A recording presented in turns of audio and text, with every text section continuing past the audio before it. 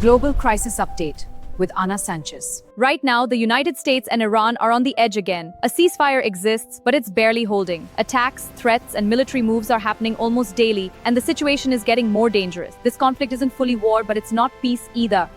A fragile ceasefire was agreed earlier, yet both sides are accusing each other of violating it again and again. The issue right now is the Strait of Hormuz, one of the most important oil routes in the world. Iran has effectively restricted it, and the US is trying to reopen it. Hundreds of ships are stuck in this narrow waterway. Crews are stranded, supplies are limited, and global trade is slowing down because of this standoff. To respond, the United States launched a military operation called Project Freedom, aiming to escort ships safely through the strait using warships and aircraft. But Iran sees this as a violation. It has warned that any foreign military entering the strait will be targeted, and in some cases, attacks have already happened. In recent days, there have been direct clashes, drones, missiles, and small boats attacking ships. The US says it has destroyed Iranian vessels, while Iran denies these claims. The situation is becoming more aggressive. US leaders have warned of overwhelming force, while Iran says it has not even started yet, signaling possible escalation. This is already affecting the world. Oil markets are reacting, prices are unstable, and global economies are watching every move closely. The US wants to secure global trade routes and stop Iran's control of the strait. Iran, on the other hand, wants full control of its region and no foreign military presence. Right now, oil is becoming a weapon. By restricting movement in the Strait of Hormuz, Iran is putting pressure not just on the US, but on the entire global economy. The United States is now working with allies to keep this route open. Naval forces from multiple countries are increasing their presence in the region. Countries like the UAE and others in the region are closely involved. They depend heavily on this route and cannot afford it to be blocked. Iran is using geography as power. The strait is narrow, and even small boats or mines can disrupt massive global trade flowing through it. Sides are increasing military presence. More ships, more aircraft, and more surveillance, all signals that this situation is far from over. Drones are playing a major role in this conflict. Fast, hard to detect, and deadly, they are being used to target ships and monitor enemy movement. One of the biggest dangers right now is miscalculation. A single mistake, one wrong strike, could trigger a much larger conflict instantly. Markets are reacting fast. Even small disruptions in oil flow are enough to shake global prices and create uncertainty in multiple countries. Diplomatic talks are struggling because trust is almost gone. Each side believes the other is acting aggressively, making negotiations extremely difficult. Now, this remains a dangerous standoff. No full war yet, but no real peace either. And the tension continues to build with every passing day. Another major concern in this conflict is Iran's nuclear program. The United States wants strict limits, while Iran insists its program is peaceful and refuses new restrictions without clear benefits. The US is pushing for stronger monitoring and long-term control over Iran's nuclear activities. It sees this as essential for regional and global security. Iran has made it clear: no agreement without relief. It wants economic sanctions removed before accepting any new conditions. Sanctions are hitting Iran's economy hard. Inflation, limited trade, and financial restrictions are creating internal pressure on the country. For the United States, pressure remains the main strategy, combining military presence with economic restrictions to force Iran into negotiation.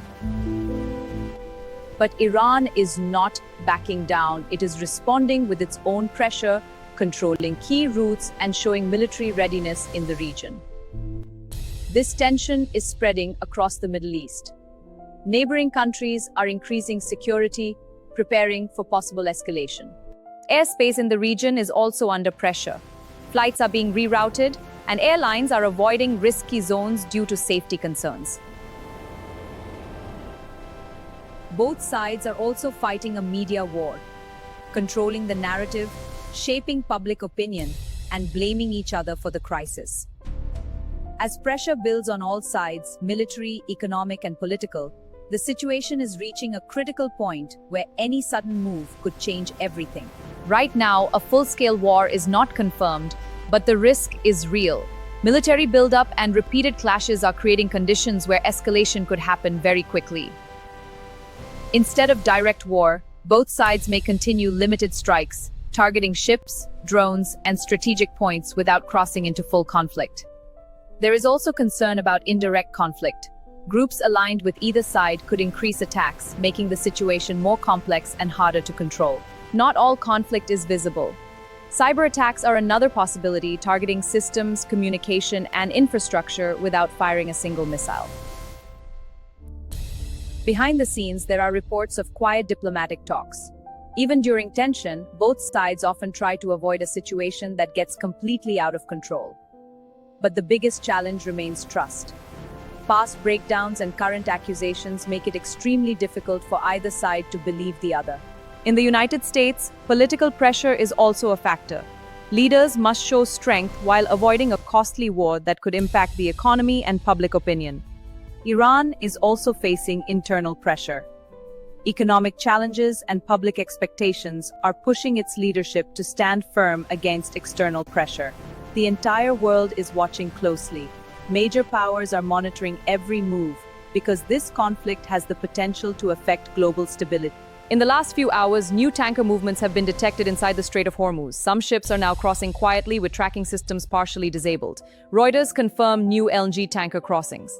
To avoid becoming targets, several vessels are reportedly hiding identities, switching off signals, or rerouting through less monitored waters. Multiple tankers reportedly disabled tracking systems. At the same time, reports suggest Washington and Tehran are discussing a short emergency agreement designed to reduce military activity and reopen negotiations. The proposed plan could include easing sanctions, reducing restrictions in Hormuz, and pausing nuclear escalation while talks continue. Draft proposal details reported today. Despite negotiations, the U.S. naval power blockade remains active. American forces are still monitoring and intercepting suspicious maritime activity in the Gulf.